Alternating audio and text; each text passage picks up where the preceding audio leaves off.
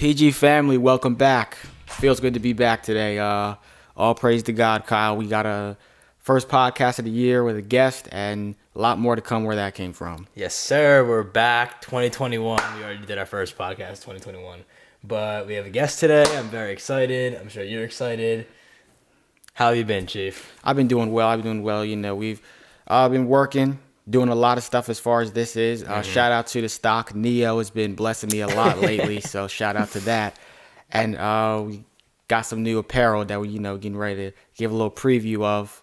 And got some nice little black business cards. I like them. They're very nice looking. Yeah. So with this clothing line, we're trying to find a bunch of different designs that we like, and on like what type of clothing, like a long sleeve or a quarter zip or a t-shirt. Like we have ideas for t-shirts, but we're like working on other things. So the first thing we'll probably drop is definitely t-shirts. So yeah, but that's not what we're here for today. We're here for a guest. So run that intro. Let's do it.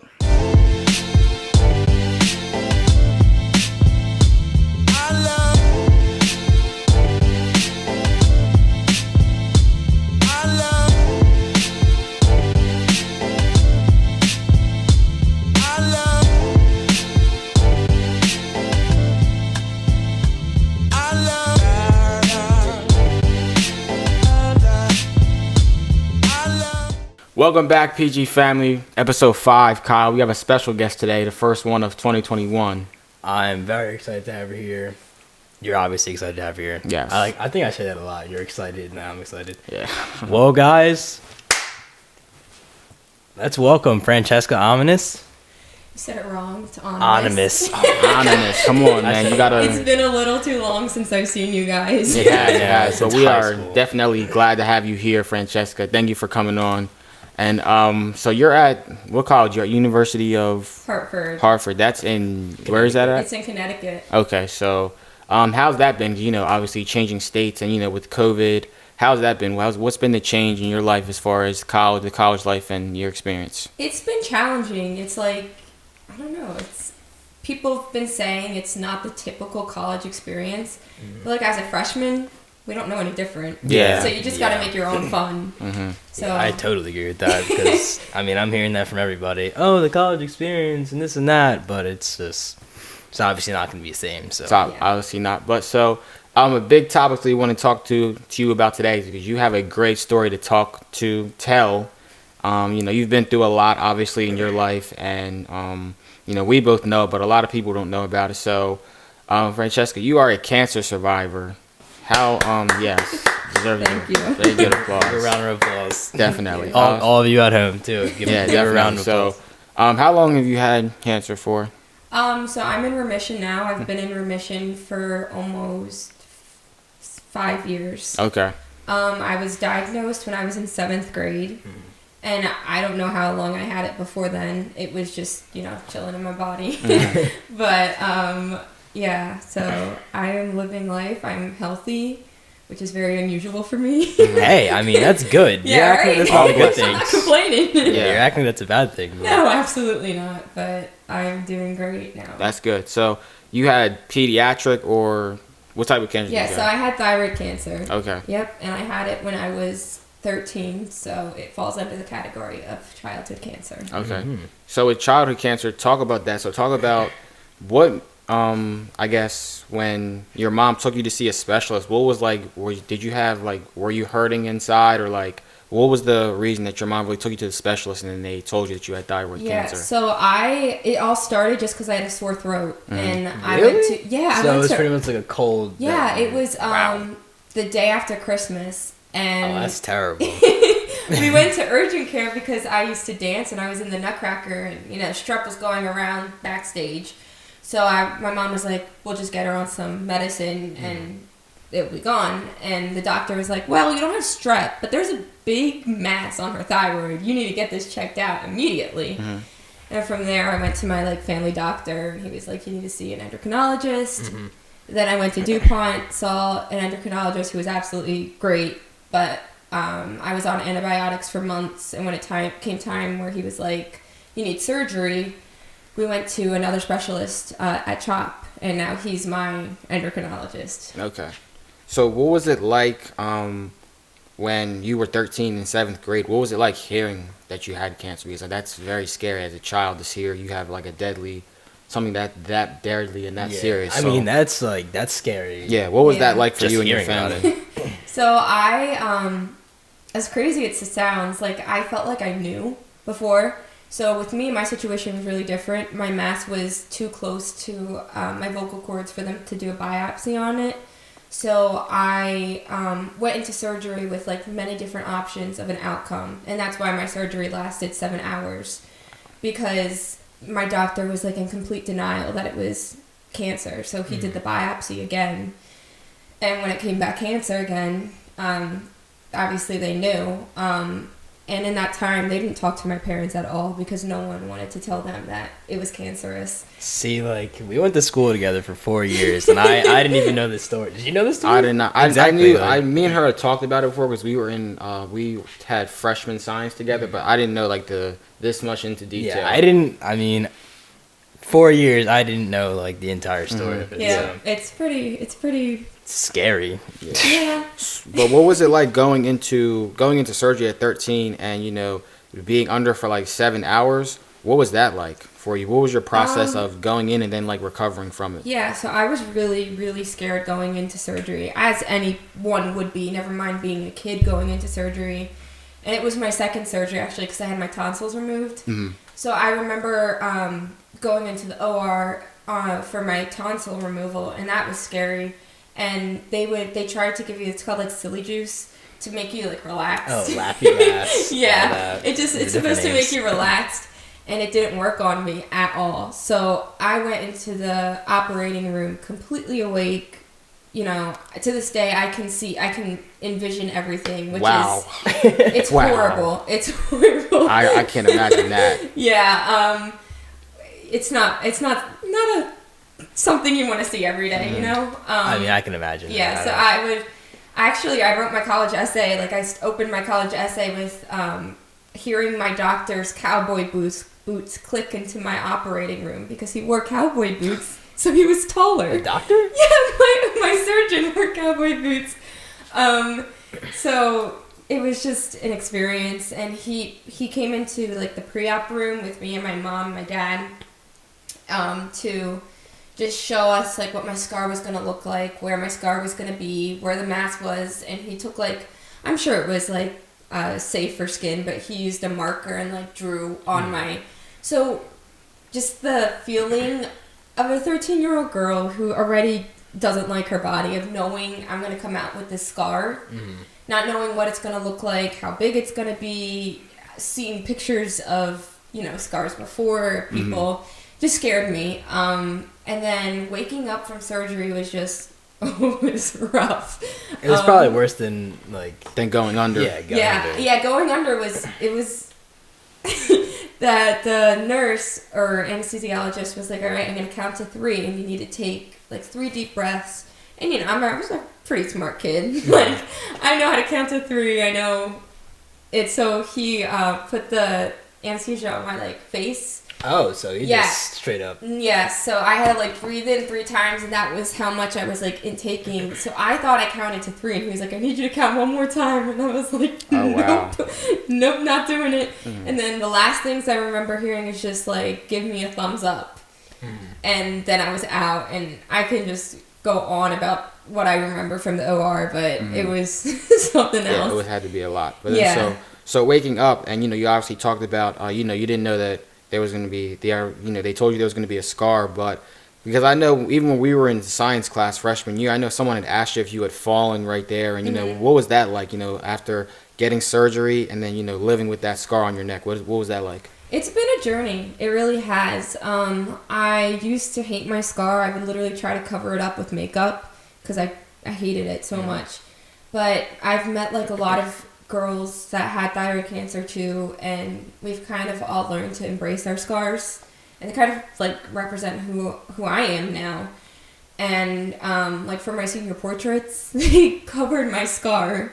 Oh, really? Yeah, and they probably were like, oh, just something there, but like it made me upset because this is who I am. Yeah. And seeing myself without it is just, it's weird, and I can't imagine my life without it. And I'm really lucky because my scar looks really good. Yeah. But it's still if I showed you this is my scar, you'd be able to, people would be like, oh, I didn't even see it until you pointed it out. But it's just a part of me now. Definitely. So I know you had mentioned CHOP earlier, and I'm not sure if you've ever been to. I've never had CHOP. to CHOP. I went there for dermatology for a minute, and then I go there for neurology usually. So, and CHOP is their hospitality, and it's just like a very enjoyable family environment. Like I've heard good things about it. Like, CHOP is had to amazing. go, but- CHOP is amazing. The doctors there are world class. The service there, even the people like the volunteers, everybody there is world class. So, Francesca, what's been your like experience and journey with CHOP? Because I've had my own personal one, but what's been yours?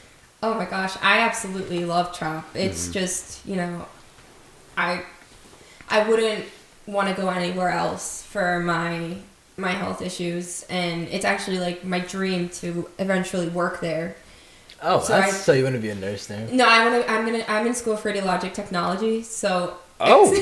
so I'll be taking X-rays. Oh, that's and my that's dream cool. job is doing like what I was given for treatment, which they have there. So That's tough. Yeah, CHOP is amazing. It's amazing. Hopefully me and you we can talk to them and do some kind of collab or something there, because their buildings, and they've updated a lot of their buildings. I know my neurology building, they just got a brand new building, but everything is clean there. They have volunteers that come in and bring you like water and drinks while you're waiting and stuff. Bring you Wawa. The Wawa volunteers, they're just so everything about them, from like when you park, the people at parking are nice. It's just amazing. And It's shout out to Children's Hospital of Philadelphia.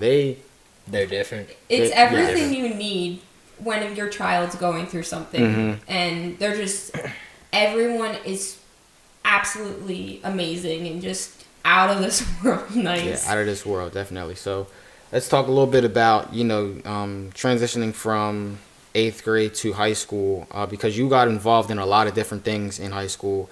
What was that like? We'll get into the individual organizations you were involved with. What was the transition like, 8th grade to high school? It was scary, honestly. I was excited though, because I was ready for something bigger than my middle school.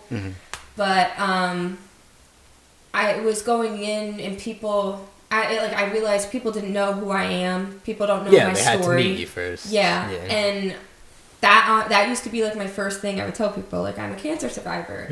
And I felt like everyone was just feeling bad for me, and I hated it, because I'm like, no, you don't understand. I'm cancer free now. I'm fine. You don't need to feel bad for me. I've been through it. But just not everyone not knowing what I've been through, and not everyone like knowing what my scar is, and the occasional people making fun of it. It was rare, but when that happened, I was just like, I don't know how to deal with this. So it was kind of like just moving. It was kind of, I'm not gonna say it's like a normal kid, but it was like me and Isaiah and I, sorry, we're like transitioning from 8th grade, trying to do something bigger in high school. Yeah, exactly. So so it was a positive normal. thing. Yeah, it was positive. Okay, good. That's But you said how was that? How was it like for people to be making fun of it and not really understanding what it was? Because people would make comments, about it, and not even, just like the one that somebody made in science class, and just it wasn't meant to be intentional, but they just didn't. That's why it's important to ask before you just make assumptions or make a joke, because what might be a joke to you might not be a joke to somebody else. So what was that like? It hurt. It always hurt me, just thinking that people would even see it and just think about making some type of joke about it. It's like, you don't know what I've been through, that I have this. Like, you don't know what I'm still going through, and what I have to do to keep myself healthy, and how many doctors I have to see. And, there's so much of a story behind it that people don't know, that for them to just make fun of it was just like, whoa. Very disappointing that, because people just jump to conclusions. I mean, and that'll happen between, like, anybody, too. Yes. Like, you don't even have to know the person, and they'll try to, like, throw jokes at people. So what's your normal schedule like? You said you still have to go through a lot of things and see a lot of doctors and stuff. So what's that kind of like on a normal weekly basis for you? Yeah, so every day I wake up and I have to take a medicine, since I don't have a thyroid anymore. And it's one small pill. nothing big, but if I don't take it, Then just things run can for be the bad. hills. Don't come Yeah. talking to me, because the thyroid controls a lot of hormones. So not having it in my system for a day is horrible. I go see my endocrinologist. It used to be every 90 days, and it went to every 6 months, and it was every 6 months for years, and I finally just got moved out to once a year, which is Okay, so great. it's getting a lot better. really Good. I have to get like routine blood work just to make sure everything is normal. The cancer hasn't come back, and then occasionally I have to get like an ultrasound done to make sure there's nothing there too. What else? That's for my cancer. That's about it. Like for my thyroid stuff, but there's just so many different medical issues that have stemmed off from that, with like chronic illnesses and just everything else. Yeah. My body, like my bone density has gotten bad because I don't have a thyroid. So now some days I'll wake up and I'm like, I cannot move. Like I can't do anything today. And it sucks when that happens because So since we're like at like high school, let's get into sore for a cure because yes. that was a little fun. Yeah, Isaiah, Show show him the the shirt. shirt. Show him the shirt, Isaiah. I'm so proud. Yeah, that was definitely fun. Kyle, you were able to go to 2. I went to the one last year, but Sword for a Cure was fun. But let's not talk about the end. Let's talk about towards the beginning. So coming in, you actually had told me this last year, Francesca. You weren't even the one that actually started that. That was started the year before we came. So talk to us a little bit about how they got it started and how you kind of got involved into it. Yeah, so Olivia Darley started the dance marathon. She's literally an angel. That girl's amazing. But she started it our sophomore year, and she was a year above us, so she was a junior at the time, which is like, imagine our junior year starting a dance marathon. Yeah. Like, that's high school, insane. too. Yeah, that's crazy. It's literally crazy. But she did it, and the first year it was supposed to be, I think, in like January or February, but it got snowed out. So imagine that on top of it all. Yeah, I remember. So then it got moved to the spring, which kind of was like perfect timing for me because I was going through a rough time, so I needed something to bring me up. So I would constantly ask people, do they need help with anything? Do they need help? And someone actually reached out to me to be a team captain for the sophomore class, which is why I made the bracelets that year because I was like, no one signed up online. So I tried to make bracelets to get people more excited for it. And it was it was small. The sophomore year. Everything's going to start small. Exactly. It started small, and look at last year. It was Yeah. How much did they raise last year? $22,000. over $22,000. Yeah, and the thing about it was it started small, but then as you guys got more people involved, you guys had a lot of guest speakers. Yep. I know last year Chick-fil-A came and they catered. You guys were on 6ABC the year before last year. There were games, there were glow sticks. You guys had like a DJ. You had survivors come, so it eventually got bigger and bigger. So what was that like for you personally?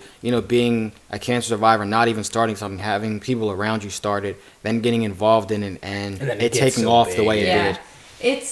It makes my heart explode to this day. Just sitting, and sometimes it was hard to just sit back and be like, look how much this thing has grown. Because you were just since I was so involved with it, I'm like, there's so much that needs to be done. But sometimes I just had to take a step back and be like, this is where we started off, where we weren't even allowed to ask for a dress down day, and last year we got a dress down day. And you guys weren't allowed to ask for it. It went from that to now you guys were like having the winner of whoever brings in like X amount of money. You guys are giving away Eagles tickets. Yeah. You guys are giving away like signed jerseys. Like you guys really like put a lot of work into it, and it really showed. And I think another thing that speaks for your character, Francesca, was that a lot of times in homeroom assemblies, you would speak to our class like by yourself. You wouldn't have people go up there standing with you. You would just talk to about yourself, and so you were just really, what was that like? Standing alone and by yourself in front of like a lot of people all the time. Yeah, actually, I thought about this the other day. It was always intimidating because you're speaking in front of your peers, and it's like I love public speaking. I love speaking in front of people, and I love sharing my story because I feel like I went through it, so I can share and I can help others. And just speaking's fine. I say I can speak in front of 400 or 500 doctors, I'll be fine. But when it comes to speaking in front of your own class, it was pretty intimidating. It's because you don't know what people are gonna say about it. Yeah, You get nervous exactly. And like, you know they might that judge. we're high school students, or we were high school students, And everybody has an opinion. exactly, Right. exactly. Speaking in front of the class was hard, but speaking in front of the school Yeah, was a little. It was. I saw it the other day. Yeah, I that's posted it. yeah. And I was like looking through Laura's photography, their website, and I saw this like album I never saw before, and it was when we had the Be Positive assembly, and there's pictures of me, and I was like, it just warms my heart because like, no matter how nervous or worried I was about going up and speaking to the entire school, who there are people in the audience that don't like me. No, yeah, there's not. That's what I was saying earlier. Like, there's gonna be people. Yeah, there was no a matter lot what. of like stuff, but it went to hate to like people will be in the audience like, and a teacher somebody actually got in trouble for this. Somebody had said that like she has like the easiest cancer, like the survival rate of that compared to other cancers is like not even comparable, and it was just like just Still, like, hateful stuff. why and do you why would say you even that? say Yeah. something like that? Yeah. Because even though the survival rate might be higher, but there's always still a chance somebody, you know what I'm saying? And like Francesca said earlier, you still don't know what that person's going through. You know, the stuff that they have to do every day. So, Yeah. you know, I that's never actually heard that. I didn't know Yeah, someone that actually was- Neither said did that. I, honestly. yeah, it's just. It was but probably there's- good I didn't know it. Yeah, it's just hateful stuff. But anyway, you mentioned the Be Positive Foundation. Talk about them a little bit because seeing it at first, I saw it on like a bulletin board somewhere outside of my homeroom, and I just thought it was a B plus. I thought it was something about grades. But then, so talk about what they're really about, and then your involvement with them too. Yeah, so Be Positive is an amazing organization based in Delaware. Joe McDonough's son, Andrew, lost his fight to cancer, and Joe turned the situation around where it was, something really sad. He just lost his son to cancer, and he made an organization from it, which was just absolutely amazing, truly inspiring. So Be Positive provides funds for families of kids that are fighting cancer. So if a family is struggling to pay for the rent for the month, Be Positive will come in and help them pay for that. Or if I know there was this one time where a family couldn't bring their daughter to treatment because they didn't have a working car. So Be Positive came in and fixed the car for them. So they just isn't it amazing? I mean, like Isaiah said, like before the like sore free cure and everything in high school, I saw this like everywhere on TV, on T-shirts, and I had no idea what this was Because of the B plus, yeah. Yeah. But so the money that we raised at Sword for Cure actually went to help continue what Be Positive was doing. Yep, it all went to Be Positive. We Yeah. kept absolutely nothing. It all went to Be Positive. They also fund researchers and try and find a cure for cancer, which is it's so cool. Like, Yeah, and that's amazing Insane. too. Isn't it? That you said that you guys don't keep anything, so you guys funded all that stuff. Yep. For Sword, all the glow sticks, all that stuff, all the decorations, all the games. The That was t-shirts. all of you guys. Yes. That's dedication, man. That's dedication. That's a different type of dedication. Yeah, it was hard work. It really is. And But it what I turned out say- amazing. Yeah. We obviously are working. We had to film it. Put together a nice video for you guys. Kyle did an amazing job on that. But it was fun to just even be there. Not even just just to step back and see everybody in shirts and you see everybody out there for a cause. And it's not always about getting together. For something that sporting event that's just temporary, but something that has a permanent effect on people. Yep, I find it amazing that families like the school just came together and it wasn't even adults running it. Yeah, it was kids it's running kids it. running High it. school Yeah, kids. teenagers. High school students, and usually the leaders of it are seniors. So imagine your senior year, you're probably done. Yeah, You you don't want to want get to out do of there. anything, Yeah. but you're also applying to college at the same time. So it's a really stressful time. So just just people volunteering their time, like a lot of their time, Yeah. to run and be part of this dance marathon is amazing. And then the people that come in and attend it, they're students too. Yeah. And there were a lot. There were a Yeah. lot. They're Yeah, coming the and first saying- year, like you said, the first year was a little bit, it was kind of not as big, but then, every year after that, more and more people started to come because more people were just like more interested. they were and noticing. it wasn't about, winning the Eagles tickets or getting the sign. They were just like noticing it and wanted to be part of something. Yeah, and that was a lot of hard work. A lot of hard work. Yeah. Just getting high school students interested in that's very hard. coming to something till 12 a.m. and standing for 6 hours. Mm-hmm. So, and what was that like? Because I know you guys were all running around. You know, you had a lot of people helping you. You were a co-president. You guys had the vice president, and et cetera. But what was it like the days leading up and the weeks leading up? Partnering with, I think, NHS. You guys did. Mm-hmm. To kind of really plan all that stuff, and for 6 hours and doing all that stuff. What was that like? Oh my gosh, it was really stressful. I joke around saying that imagine. I'm gonna hire a wedding planner. I can't plan my own wedding because if that's what it's like, it's not gonna end out well. Well, on the good side for that, you'll have wedding videographers. Yeah, thank you. I appreciate it. No problem.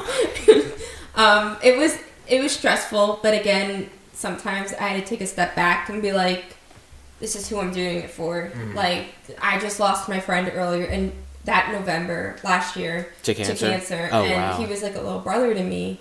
So going through that was just like, it was hard, but it was also kind of like a reminder, this is why you're doing this. Don't lose sight of that. Yeah. Mm-hmm. The weeks leading up, there was so much going on. I had like notes written on my hand. Yeah. I would constantly beg teachers to let me leave early so I can go work on stuff. And then the days leading up, it was exciting, honestly. It was stressful, but it was exciting. And I barely slept. Like, I was working 40-hour weeks too, so it was it was crazy. Dedication, different type of grind. I would be at the register and I'm like texting the group chat. I'm like, we need to do this, guys. Also, we need to do this. Call me when I'm on my break. Yeah, but I mean, like Isaiah said, that is a different dedication. Like, yeah. Wow. You have to love it. You Yeah. have to love it to Yeah. continue to do it. But yes. Yeah. Talk about, because you mentioned one of your friends that had passed last year last year it Yeah. was, and you said he was like family to you. So talk about you and his relationship and how you guys met and get into that. So we met through the Make-A-Wish Foundation. He was a Wish kid too. Okay. Yep, it's another organization. But That's amazing. He was a Wish kid too. He was an amazing kid, like absolutely amazing. And I told him how like my wish was to go to Sicily and meet my family there, and he was like, "Oh my goodness, I learned to ride my bike in Sicily." Oh, so you guys had we had had a connection. We had a connection right away. So every time we would see each other at events, he would come running up to me and give me hugs, and it just, sometimes like I'll be sitting in my dorm room and I'm like start crying because I'm like, he should be here instead of me. He had such a better life to live, but I know there was a reason. His time, God needed him more than he needed to be on Earth. So, I continue to like share his story because he was such a fighter and That's such amazing. an amazing kid. That's cool. Yeah. So. And you said he was younger than you? Yeah, he would have been turning 11 or 12. Oh, so he was young. Wow, man. That's, yeah. But since we're talking about Make-A-Wish now, talk about your experience with them because I've researched Make-A-Wish a lot, and we've seen them on TV, taking kids and giving them an experience of a lifetime.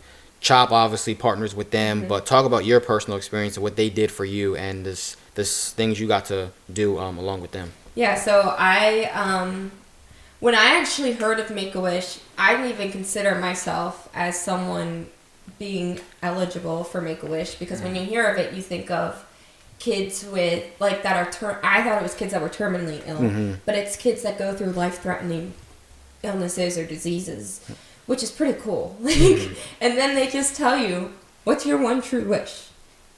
Being a 13-year-old, could you imagine that? What's your one true... I had the entire world in my hand, and I didn't know what to do with that. Yeah, I mean, that's still scary, no matter, like, how good of the hospital... Like, I'm not, like, talking down on the hospital at all, but no matter how good the hospital is, that is a very, if a very hospital... scary thing. Because when you hear about Make-A-Wish, that it sounds like... Or Make-A-Wish, St. Jude's, Children's Hospital, you think of, like, terminally ill, deathbed type of situations. You don't think, like... you're pretty good. You have a pretty good chance of surviving. You think of the pictures you see where people are going into like emergency surgery. You think of that type of stuff. Yeah, you don't think of that. Definitely agree with that. Yeah. So when you were saying with Make-A-Wish, when you hear stuff, foundations wanting to, talk to you or do something with you, like Make-A-Wish, St. Jude's, Children's Hospital, you don't usually think that it would be something where you're almost 100% going to survive, you would think of it's like the stories of children going into emergency surgeries or spending months or weeks in the hospital. So that was probably a different experience for you. Yeah, my doctor brought it up to us, and he was like, "Oh, by the way, I'm nominating you for Make-A-Wish," and my parents were like, "What the heck? Why?" So is it's she not something getting-" that you don't apply for. You have to get nominated. Get chosen. You can nominate someone, I believe. I think that's how it works. And then the doctor has to like approve it, and then it goes to Make-A-Wish. Okay. So for him to say that, he was like, "I'm nominating you for Make-A-Wish," my parents were like, "Why? Like, what else is wrong with her? Yeah. Is she still sick?" And my dad was just like, he was so confused. He asked my doctor right there and then, like, "What's the matter?" And my doctor was like, "She's been through so much. Like, she deserves this. You guys deserve this." So when I was choosing my wish, I literally took a year to decide. I mean, that's a big thing though. Like I would, Yeah. Because hopefully I don't get anything. right, but- because automatically people would think like, "Oh, I know what I would do," but then Exactly. it's different when you're in that situation because now they're giving you can do legitimately anything you want, meet someone, go somewhere, do something, but one thing, not multiple, one. Yeah, and like she said, she took a whole year. I took a year to decide. I knew for a fact, like if I would have took 3. I would have took 3 years. Yeah, I would have taken a while. Because being older, I feel like if you were younger, obviously I would never wish it upon anyone to be younger and have to go through that. But if you're younger and trying to decide a wish, I feel like it's easier, you know? When you're older, like, I'm an overthinker. So I'm like, what if later on I regret this? Yeah. And I don't like this wish anymore? This is a once in a lifetime opportunity. But deciding going to Sicily to like meet my mom's family was the best thing I could have ever wished for. So you went to Sicily. How long did you go for there? I was there for 7 days. That's cool. And what was that experience like? So did Make-A-Wish go with you, or did they just send you guys and just say all expenses paid for? Yeah, so they paid for everything. Wow. And everything. A family of 5, they paid for. Family of 5 That's too. crazy. Fly That's over, crazy. That's wild. Fly over and spend time in Sicily. And my wish was challenging because I really wanted to just live life as a local. I didn't want to live in a big town, or stay in a big town because my mom's from there. So I wanted to live. I wanted to stay in the same town as my family was in. Yeah. And they found an Airbnb literally like a block down from my grandparents' house there. Make-A-Wish did?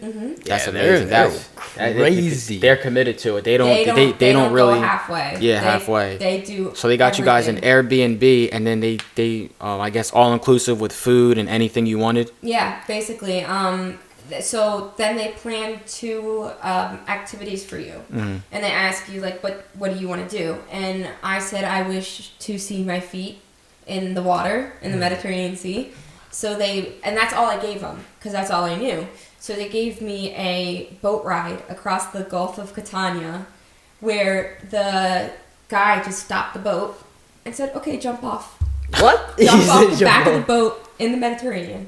Wow. I just jumped off the back of the boat, go swimming in the middle of the Mediterranean. That's what I'm saying though. Like 4 years of going to school, and I like didn't know like the detailed story of it. Yeah. Yeah. But what was insane. that like? Because as you did Make-A-Wish when you were 14, 15? I went on my wish trip when I was 15, and when I was there, I actually had a sweet 16 with my family. Amazing. But so what was it like? So like you're jumping into the Mediterranean Sea. That's like a dream. That's like, you go from, struggling, this battle with cancer to now you're in Sicily. You're in an entirely different country, and Make-A-Wish is paying for everything. Like, what did you feel with that entire experience and, seeing everything you saw and doing everything you did? It was an absolute dream, and I always say like the boat ride had to be my favorite day. That was absolutely amazing, and just swimming in the water, like I just felt so free, and I felt like a kid, and it was just something I had to grow up so fast, like faster than most kids, because there's so much that I had to do and deal with, and so just being able to just sit there and be like, I'm a kid. I'm having fun with my family. My family's having. That was really important to me, that my family was enjoying it too. So seeing my entire family happy on a boat in the middle of the Mediterranean. Yeah. And my older sister, like, always had a dream of swimming with wild dolphins, and it just so happened that there were wild dolphins in the water when she was in the water. That's And it was yeah, God. that is definitely That's It was God. God. Because my mom was like to the guy, she was like, do you guys see dolphins often? He was like, no, usually to go further out. And That's nothing then but this, God. yeah, That's then God, this bro. school of dolphins just come swimming up, and she got to swim That's with them. nothing but God, bro. I always say Make-A-Wish is the wish that keeps giving. Yeah, definitely. Because I've gotten to do so much with them that I would never be able to do. Which, it's amazing. That's amazing. I hope everybody who's a part of Make-A-Wish can do things like that, because that's just amazing. So what has been, being with all these organizations, talk about like the friends that have turned into family and like the strangers that have turned into family that you've met, shared stories with, discussed, not even the people who obviously are going through cancer or going through life-threatening illnesses, but are also like volunteers and people you've met on at CHOP and through your journey. What's that been like? Gaining a lot of strangers and friends that have turned to family. Yeah, it's been. At first, I wasn't happy about it. I was like, well, I don't really want to associate myself with this at all. Like, I didn't want any connection with it. But now, like, it's my life. And I'm so happy it is, because I've met so many amazing people. And just having there's like a group of 4 girls, and we're really like close, and we talk to each other, and we're like, going to bed at 5 p.m. No thyroid life. We love it. And they're like the only ones that can understand it too, because they're going through the same thing as I am. Or if I just want to rant and be like, guys, my PTSD is horrible today, and I have no clue why. And they're like, it's okay, you're okay, we go through the same thing. And then, with CHOP, like, I've gotten so close to my doctor. I've showed pictures of everything. Like, if I go through a breakup or something, he's like, well, that dumb boy, I didn't like him anyway. Like, it's great. So it's just building connections. It is. It's pretty much like a part of life. It Like, is. that's It is a become part of my life your now. life. And, even people like volunteers, you said, like Olivia Darley, I'm so close to her now, which is great. Yeah. And I love it so much. And there's so many people that I've connected with, even at like a University of Hartford. And like specifically one person, we're just really close now because we both, they didn't have cancer, but like they had a friend that did. And Okay. So you guys connected yeah, off we that. connected That's over what I'm saying, that. the Yeah, and connections. it was great because it was another God situation, because I needed that there for me when I felt like, oh my gosh, like I'm here all by myself. Yeah. And that's, like you said, it's another God situation, because you might not in the beginning understand why, like, God, why'd you put this illness on me? But then he opened so many doors for you that you would have never imagined. Like you said, you would have never got to probably jump off of a boat into the Mediterranean Sea and have your sister see wild dolphins, without this. So it's not necessarily, thank him that you have cancer, but, it's just every day, continuing to get better and, build more and more relationships. And that's very important too, that you have a support group that understands what you're going through, because as you stated that, you get PTSD sometimes. And what's that like? It's hard. It really is. It's a struggle that any sort of PTSD. Yeah, is obviously and gonna it's struggle just with like it's every day. With me, like, I don't know what's coming next. So the big thing for a while was like a heart monitor machine. I could not hear that, which is concerning since I want to be in the healthcare. You know? Yeah. You're gonna have to get used to that. Yeah, exactly. And it doesn't bother. Like, I have to work on what's bothering me, and it's hard work. But it's just one of those things that just I'm living with it. I've gotta keep going. Keep fighting. Yeah. Yeah, definitely. So, Francesca, what do you want to do, like, continuing with all these organizations, Be Positive, Make-A-Wish, CHOP? What do you really want to do, as you get older with this, because you're not going to stop, talking about it and sharing your story, your friend's story, but what do you want to ultimately do with this? Like right now in my life, I am a Make-A-Wish volunteer. So I am, there's not much I can do right now, but what I would usually do is like go to the castle, be there for events, kind of just transitioning my role of like a Wish kid to being now a Wish volunteer, which is great. And with Be Positive, I'm really, really, really hoping to bring them onto the University of Hartford's campus. So they can like become part of like Yeah, different I school wanna. systems? Oh yeah, they have dance marathons everywhere. Oh, Everywhere. okay. I Like didn't know University that. of Delaware, they have a dance marathon with them. I'm gonna show the back of the show Yes, for the everybody. Andrew So McDonough Be Positive Foundation.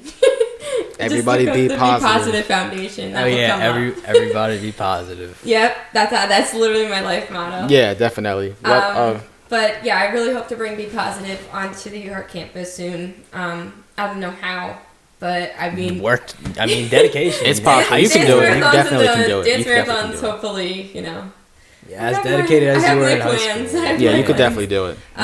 CHOP, again, like my dream is to work there in the nuclear medicine department and just do what the technicians did for me, which was just be like amazing support. And they didn't even know me. Mm-hmm. And sometimes it's better to have that than it is. Sometimes people like that can be, just as good, if not better, than the actual doctors themselves. Yes. Yeah. Like the volunteers and the Wawa volunteers, they can be just somebody to sit down and talk to. Not somebody people with life-threatening illnesses, they're just like a lot of people who are like homeless on it. They don't want you to sit there and like cry for them and, just feel bad. They just want you to understand where they're coming from. Mm-hmm. Yes, exactly. My thing is like, I don't like when people feel bad for me. Yeah. Because I don't need you to be sorry for me. Mm-hmm. I appreciate it, I really do. But it's just when people don't understand what someone's going through and they can't relate to it and they just feel bad, it's just like no. Don't And it feel bad. gets me frustrated. Mm-hmm. Yeah, I feel But even like having the doctors that are willing to just sit there with you and like if I'm scared because my scar hurts or something and my doctor literally will like sit there with me, or if I'm just showing him pictures from graduation, he's taking that time out of his busy day to do that for me, which is like support. Yeah, exactly. Support and dedication, and just shows that like my doctor actually cares for me. He has so many other patients, but he's willing to wait a few minutes just to talk to me. Yeah, and that's what I like about CHOP. Yes. Because even my neurologist, she does the same thing for me. Even I haven't been able to see her because of COVID, but they do the same thing. What college are you going to? What's your major? Are you playing any sports? Like it's not just doctors that are there to collect paychecks. It's doctors that actually like Care about you. Yeah, they love what like they Francesca do. said, they have probably hundreds of other patients, but they treat it like every person is like their own. Yeah. So Exactly. It's all support. Like Yeah, I it mean, is. Support to that's everything. crazy. Yeah, Wow. definitely. So, Francesca, we want to thank you for being on today. You have an Thank you for amazing having story. me. An Hopefully, amazing story. Like, hopefully, I- we can get together with you and do something else, a different project with you. I know we're hopefully going to do the breast cancer walk in Cooper River in October. We did that last year with a couple of our friends. We're probably going to do that again this year, but we definitely want to collab with you again and do something else for Yeah, because this was Great. an amazing. I learned something new. I'm sure Isaiah learned something new because, like I said, like 4 years of being in high school with her, 5 years of knowing her now. I didn't know that story. Yeah. That's crazy. Yeah, so thank you, Francesca, Of for being on. course. Thank you for having me. Definitely. So, thank you everybody for watching. Francesca is all her information if you want to talk to her. Oh yeah, I'll link That'll everything all in the be description, linked. of course. And Francesca, we hope to hear a lot more from you. Kyle, my boy. It's been real, and as always, from PG, keep it PG. Peace.